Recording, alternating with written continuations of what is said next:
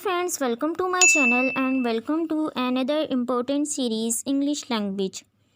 English literature के साथ साथ हम इंग्लिश लैंग्वेज को भी कवर करेंगे, जिसमें सबसे पहले जो हम सीरीज़ स्टार्ट करेंगे इससे इंग्लिश ग्रामर यानी हम कंप्लीट इंग्लिश ग्रामर कोर्स को बेसिक से एडवांस लेवल तक स्टडी करेंगे कि इंग्लिश ग्रामर बेसिकली है क्या और इसके रूल्स क्या हैं और कौन कौन से टॉपिक जो कि इंग्लिश ग्रामर कोर्स में इंक्लूड हैं उसको हम सेपरेटली लेसन वाइज हर वीडियो में डिस्कस करेंगे। हर वीडियो जो कि एक टॉपिक पर होगी जिसमें इंग्लिश ग्रामर के मोस्ट इम्पॉर्टेंट टॉपिक को कवर किया जाएगा। सबसे पहले अगर हम इंग्लिश की बात करें तो इंग्लिश की इम्पोर्टेंस को अगर हम देखें तो आज इंग्लिश लैंग्वेज एक इंटरनेशनल लैंग्वेज है। कोई भी प्रोफेशनल अगर हम अडॉप्ट करना चाह रहे हैं तो इसमें हमें उस लैंग्वेज में कम्युनिकेट करना आना चाहिए। जैसे कि इंग्लिश मोस्टली यूज़ की जाती है हर इंटरव्यू में, कोई भी प्रोफेशनल हो, कोई भी प्रोफेशन हो जिसमें अगर हमने उसको इंटरव्यू देना है तो या लेने वाला या देने वाला जो भी हो वो इंग्लिश को मोस्टली प्रेफर करता है। तो इसमें हमें सबसे पहले अगर हम इंटरव्यू को पास करना चाहते हैं या जो भी, इसमें हमारी कम्युनिकेशन स्किल्स को देखा जाता है कि जो वो क्वेश्चंस हमसे कर रहे हैं तो हम उसको किस तरह समझ सकते हैं और किस तरह उसको इंग्लिश में उसका आंसर दे सकते हैं जो कि उनके लिए ऑथेंटिक हो। यानी कि अगर हमारी कम्युनिकेशन स्किल्स ही डेवलप ना हो तो हम उसके आंसर्स कैसे देंगे। तो इसके लिए हमें सबसे पहले अगर हम इंग्लिश लैंग्वेज को स्टडी कर रहे हैं तो उसमें हमें उसके बेसिक्स रूल्स पता होना चाहिए कि कौन सी बात किस टाइम पर किस टेंस में किस स्ट्रक्चर में की जानी चाहिए।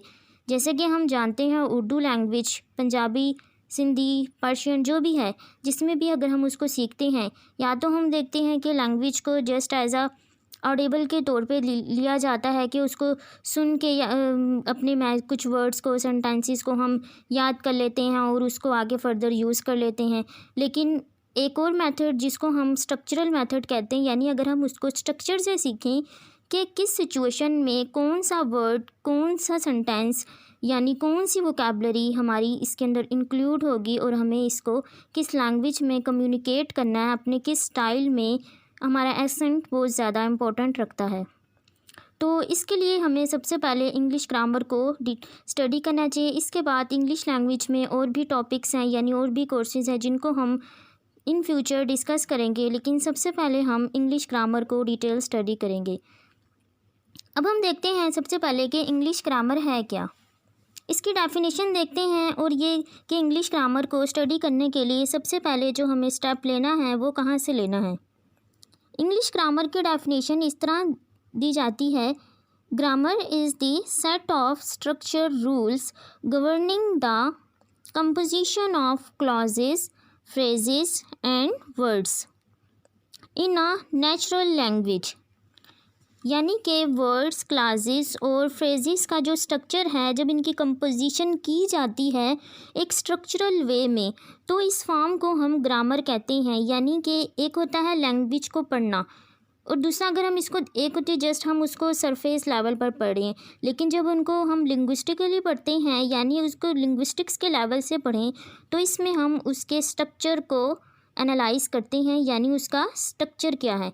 जैसे कि हम इसमें एग्जांपल देखते हैं कि अगर हमें कोई बिल्डिंग बनानी है, कोई भी बिल्डिंग बनानी है, तो अगर हम उसको डायरेक्ट ही उसको बनाना स्टार्ट कर दें विदाउट उसकी फाउंडेशन के, तो वो बिल्डिंग बन तो जाएगी, हम उसको बना तो लेंगे, लेकिन ये होगा कि वो इतनी ज़्यादा देर तक नहीं चलेगी और वो with the passage of time वो ख़राब होना शुरू हो जाएगी। उसकी इतनी ज़्यादा जो फर्निश है या मतलब वो इतनी ज़्यादा, अगर वो बिल्डिंग बना तो ली हमने लेकिन हम उसको इतना ज़्यादा चला नहीं पाएंगे क्योंकि उसकी बेसिक ही नहीं है। जब हमने किसी भी चीज़ को बेसिक से ना स्टार्ट करें, जस्ट उसके एडवांस लेवल तक ले जाएं, यानी कि हमने उसको बिल्डिंग को बना लिया विदाउट उसकी फाउंडेशन के, तो वो इतनी ज़्यादा तो नहीं चल पाएगी, ना ही उसके अंदर इतनी ज़्यादा कैपेसिटी होगी कि वो ज़्यादा टाइम्स दे सके या जो भी है।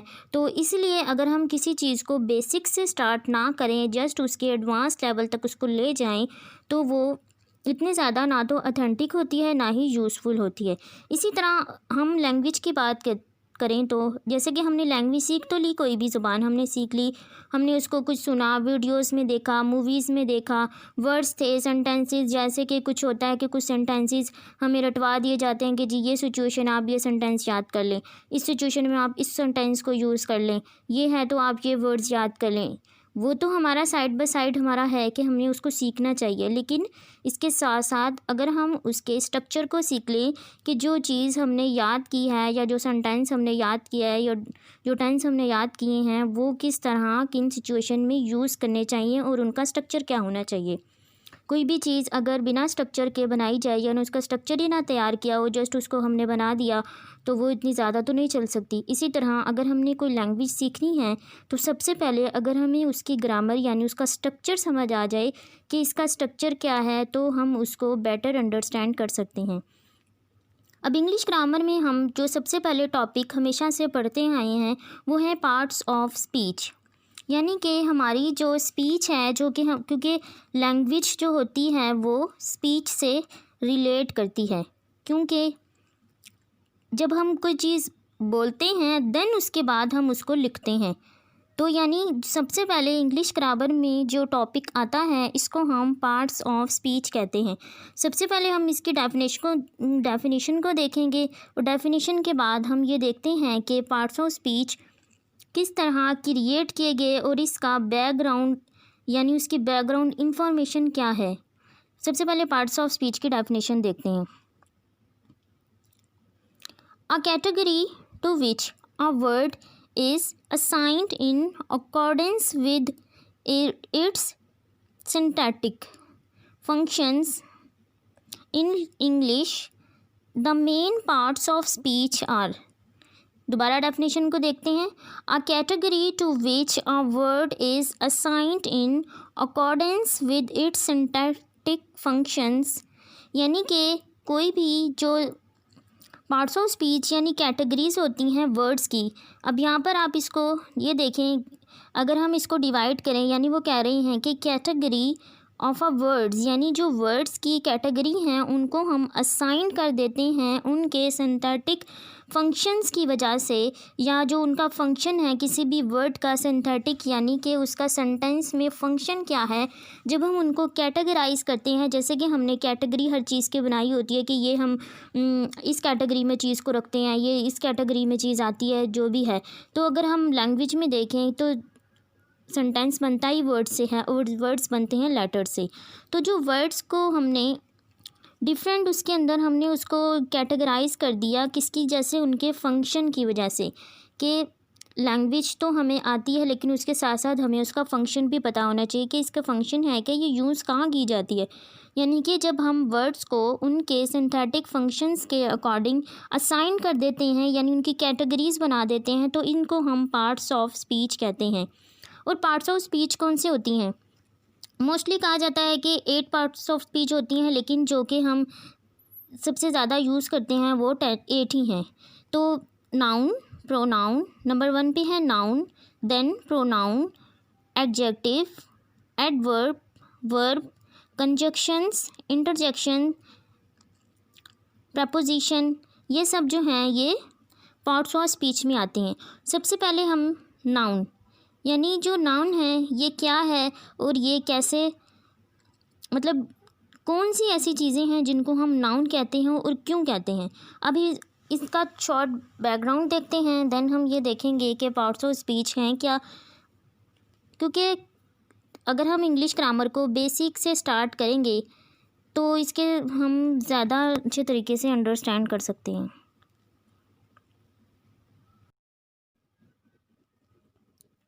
अब हम पार्ट्स ऑफ स्पीच का एक शॉर्ट बैकग्राउंड देखते हैं जिससे हमें ये समझ आ जाएगी कि नाउन बेसिकली है क्या। जब हमें पार्ट्स ऑफ स्पीच को स्टडी करना है तो उससे पहले हमें कुछ उसकी बेसिक्स हैं यानी उसकी बेसिक को तैयार करना पड़ेगा कि एक्चुअली में पार्ट्स ऑफ स्पीच कहाँ से स्टार्ट किए गए। जैसे कि हम जानते हैं कि जब इंसान सिविलाइज नहीं था और वो केव्स में रहा करते थे और वो अपने साउंड से ही अपनी कम्युनिकेशन यानी जो डिफरेंट साउंड से चीज़ों के उसी के ज़रिए अपनी कम्युनिकेशन किया करते थे। यानी उन्होंने जो साउंड सुना या कोई भी उनको जब कोई ख़तरा महसूस हुआ, जो उनसे कोई आवाज़ें निकली, जो डिफरेंट साउंड्स हो गए, तो उन साउंड्स को जब वो डेवलप करते करते इन्होंने लेटर से वर्ड से जो आगे हमारे पास ग्रामर है यानी इंग्लिश है उसको उन्होंने क्रिएट किया। तो सबसे पहले यानी कि जो इंग्लिश ग्रामर की बेसिक्स में आता है वो साउंड्स, कुछ साउंड्स होते हैं। अब हम इंग्लिश लैंग्वेज की बात करें हैं तो इसमें हम सिर्फ इंग्लिश को ही डिस्कस करेंगे, किस तरह इंग्लिश लैंग्वेज स्टार्ट हुई। जैसे कि हमने इंग्लिश लैंग्वेज की हिस्ट्री में उसको देखा था कि इंग्लिश किस तरह ब्रिटेन में आई थी और किस तरह वहाँ पर बनी, लेकिन अब हम इसकी ग्रामर को स्टडी कर रहे हैं तो जस्ट हम ये देखें कि लैंग्वेज कहाँ से स्टार्ट हुई है। तो डिफरेंट साउंड्स को जब कंबाइन किया गया तो उससे कुछ लेटर्स क्रिएट किए गए। जैसे कि हम जानते हैं कि इंग्लिश लैंग्वेज में टोटल 44 साउंड्स होते हैं। 44 साउंड्स को इन्होंने वॉवल और कॉन्सोनेंट साउंड्स में IPA international phonetics alphabet technique के अकॉर्डिंग इन्होंने उसको सेपरेटली मतलब उसको इन्होंने कंबाइन कर दिया है 44 साउंड्स वॉवल्स और कॉन्सोनेंट को इकट्ठा करके। अगर हम इनको देखें कि वॉवल साउंड जो होते हैं वो 20 होते हैं और इसके साथ 24 कॉन्सोनेंट साउंड्स होते हैं। वॉवल्स और होते हैं, वॉवल्स में कॉन्सोनेंट और वॉवल साउंड्स सेपरेट हैं, इनको हम इकट्ठा नहीं कर सकते। मोस्टली स्टूडेंट्स होते हैं कि वॉवल्स और वॉवल साउंड्स को एक ही कैटेगरी में रख देते हैं। वॉवल्स 5 होते हैं और वॉवल्स साउंड 20 होते हैं, जिसमें से कॉन्सोनेंट साउंड्स 24 होते हैं। अब हम वॉवल साउंड्स की बात करते हैं कि वॉवल साउंड्स जो होते हैं जो कि वोकल कॉर्ड से कोई भी वर्ड अगर हम प्रोनाउंस कर रहे हैं तो इसको हम वॉवल साउंड कहते हैं, और जो विदाउट वोकल कॉर्ड हम स्टडी करते हैं या प्रोनाउंस करें वर्ड को वो हम कॉन्सोनेंट साउंड्स की कैटेगरी में रखते हैं। ये तो हो गया साउंड्स के डिफरेंट साउंड्स। अब इस तरह था कि जिस तरह लोगों ने मुख्तलिफ साउंड्स क्रिएट किए, कोई भी जैसे उन्होंने कोई साउंड जब उन्होंने उनको कंबाइन किया तो टोटल वो 44 साउंड्स हो गए। अब जब इन 44 साउंड्स को उन्होंने, क्योंकि लैंग्वेज तो तभी होती है जब कि कोई रिटन फॉर्म में हो, जब उन्होंने उनको रिटन फॉर्म में किया तो 44 साउंड्स को जब उन्होंने उनको राइट किया यानी राइट डाउन किया तो वो 26 हो गए, जिसको हमने 5 वॉवल्स और रिमेनिंग कॉन्सोनेंट्स में डिवाइड किया है। इन्हें हम वॉवल्स और कॉन्सोनेंट कहते हैं, जो कि हम बचपन से पढ़ते हैं कि वॉवल्स 5 हैं, AEIOU, और बाकी रिमेनिंग अल्फ़ाबेट्स ABC के जो हैं वो कॉन्सोनेंट्स होते हैं। लेकिन 44 साउंड्स यानी जो साउंड्स हैं, कोई भी हम लैंग्वेज का कोई भी वर्ड बोलें, इन ये तमाम लैंग्वेज जो है इन 44 साउंड्स पर ही बेस करती है, जिनको फर्दर इन्होंने इसको राइट डाउन किया तो 26 लेटर्स हैं जो कि हम जानते हैं वॉवल्स और कॉन्सोनेंट में डिवाइड किए गए हैं। इसी तरह अगर हम साउंड्स को देखें तो कुछ साउंड्स होते हैं जो कि जिनकी 3 टाइप्स होती हैं। शॉर्ट साउंड्स होते हैं, लॉन्ग साउंड्स होते हैं, इसके साथ साथ कुछ लेज़ी साउंड्स होते हैं। शॉर्ट होते हैं जिनको हम एक ही मतलब उनको जस्ट उनको प्रोनाउंस कर लेते हैं, जैसे कि हम बोलते हैं शिट, जिसमें हम कोई भी डिले नहीं करते हैं, इसको एज इट इज़ प्रोनाउंस कर देते हैं। ये होता है शॉर्ट साउंड जिसको हम डिले ना करें। इसके बाद कुछ होते हैं लॉन्ग साउंड जिसको प्रोनाउंस करने में हमें थोड़ा सा डिले हो, जैसे कि शीट के साथ अगर हम शीट देखें तो इसमें थोड़ा सा हम उसको मतलब इसको डिले कर रहे हैं। इसके साथ साथ कुछ लेज़ी साउंड्स होते हैं जिनकी आवाज़ जो जैसे कि हम देखें टुडे, ये लेज़ी से साउंड्स होते हैं। इंग्लिश लैंग्वेज में जो भी साउंड्स हैं वो इन 3 कैटेगरीज़ में ही डिवाइड किए गए हैं।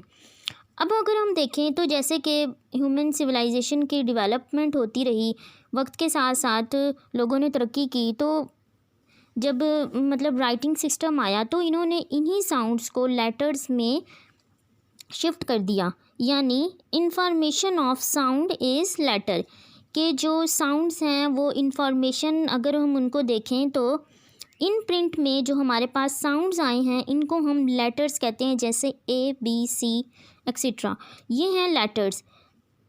अब ये जो लेटर्स हैं यानी वॉवल्स और कॉन्सोनेंट होते हैं, जो हमने पहले भी डिस्कस किया है कि वॉवल्स और वो क्या होते हैं। अब जब इन लेटर्स को इन्होंने कंबाइन करना शुरू कर दिया, यानी इनकी जो कलेक्शन की, the collection of letters is called word, यानी सबसे पहले हमने साउंड सुने, फिर जब हमने उनको रिटन फॉर्म में किया तो वो हमारे पास क्या बन के लेटर्स। फिर जब हमने उन डिफरेंट लेटर्स को ज्वाइन करना शुरू कर दिया यानी उनकी कलेक्शन कर दी तो वो क्या बन गए वर्ड्स। अब जब हम देखें एक वर्ड हमारे पास आ गया है, कोई बेसिक वर्ड है काउंट, अगर हम ले लें काउंट। अब जब हम इसके अंदर कुछ एडिटिंग करेंगे, जैसे कि हम जानते हैं वर्ड फॉर्मेशन होती है अफिक्सेशन के थ्रू कि सफिक्सेस और इनफिक्सेस लगाए जाते हैं इसमें, कि उससे पहले किसी वर्ड के कुछ लगा दिया जाता है प्रीफिक्सेस और उसके एंड पर कुछ एडिटिंग कर दी। जैसे जैसे हमने देखा रूट वर्ड है हमारे पास काउंट, हमने इसके स्टार्टिंग पे लगा दिया अन और इसके एंड पे लगा दिया एबल, यानी ये क्या हो गया अनकाउंटेबल। काउंट और अनकाउंटेबल में डिफरेंट हो गया। जब हमने एक वर्ड लिखा काउंट, इसके साथ हमने लिखा अनकाउंटेबल अफिक्सेशन के मेथड के बाद, तो इन दोनों के क्या फ़र्क हुआ, इनके मीनिंग्स में डिफरेंस आ गया इनके मीनिंग में। यानी कि जब अफिक्सेशन के मेथड के बाद किसी एक वर्ड में उसका चेंजिंग आ जाए, यानी कि वो चेंज हो जाए क्या चीज़, उसका मीनिंग, तो उसको हम क्या कहेंगे, तो हम ये कहेंगे कि उसकी स्पीच में चेंज आ गया है, यानी कि वो स्पीच चेंज हो गई हैं। तो यहाँ से हम कहेंगे कि यानी जो स्पीचेस के पार्ट्स हैं वो मीनिंग के लिहाज से चेंज हो चुके हैं। यानी यहाँ से हम पार्ट्स ऑफ स्पीच को स्टार्ट करेंगे। हमने डेफिनेशन देखी थी ग्रामर की, अब हम उसको दोबारा से देखते हैं ताकि अब ये देखें कि बेसिकली ग्रामर स्टार्ट कहाँ से हुई है। लिंग्विस्टिकली हमने इसकी ग्रामर की डेफिनेशन को देखा था। Grammar is the set of structural rules governing the composition of clauses phrases and words in a natural language. यानी कि जब उसके हमने उनको क्लॉजेस फ्रेजेस सेंटेंसेस में, यानी जो वर्ड्स थे उनको उनके स्ट्रक्चर में यानी मीनिंग्स के लिहाज से जब हमने उनको चेंज किया था, तो यानी उनकी जब हमने कंपोजिशन किया तो उसका जो स्ट्रक्चर के मीनिंग्स में उनके जो चेंजिंग आई, उसको हमने कहा था कि ये ग्रामर है। कि जब हम उसको स्ट्रक्चर यानी लिंग्विस्टिकली उसको डिस्कस करते हैं किसी भी लैंग्वेज को, तो उसमें हम उसका स्ट्रक्चर देखते हैं। यानी कि साउंड से लोगों ने लेटर जनरेट किए, लेटर से वर्ड्स, और जब अफिक्सेशन में उन्होंने डिफरेंट एडिटिंग की अफिक्सेशन के मेथड के साथ, एक वर्ड में उन्होंने रूट वर्ड में चेंजिंग की, तो चेंजिंग के साथ साथ क्या हुआ, हमारे पास मीनिंग में चेंज आ गया। तो हम कहते हैं कि जी ये कि कोई वर्ड हमने पढ़ा है, ये नाउन है, क्यों नाउन है, तो वो इसीलिए है कि ये नाउन है, ये वर्ब है, ये एडवर्ब है। वो क्यों कहा जाता है कि जब उनके मीनिंग में कोई चेंजिंग आ जाती है तो इसको हम कहते हैं, यानी कि इसकी स्पीच में चेंजिंग हो गई है, यानी पार्ट्स ऑफ स्पीच।